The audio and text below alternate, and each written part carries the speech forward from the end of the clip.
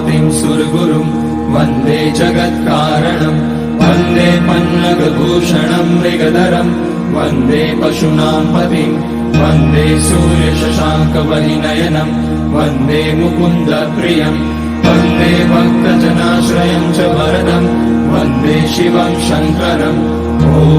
मृत्युञ्जयाय रुद्राय नीलकण्ठाय शम्भवे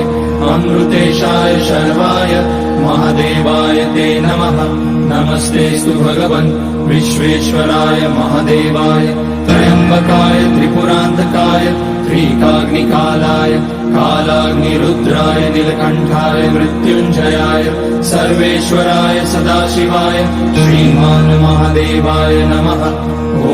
नमः शम्भवाय च मयोभवाय च नमः शङ्कराय च मयस्कराय च नमः शिवाय च शिवतराय च ॐ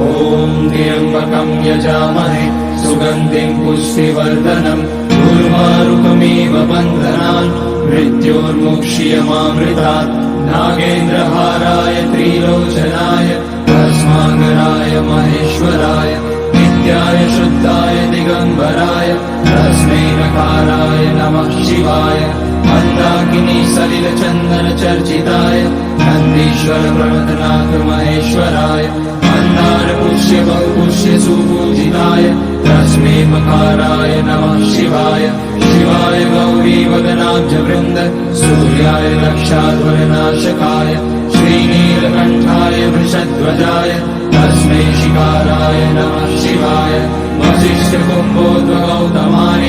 मुनीन्द्रदेवार्चितशेखराय चन्द्रार्कवैश्वानरलोचनाय तस्मै वकाराय नमः शिवाय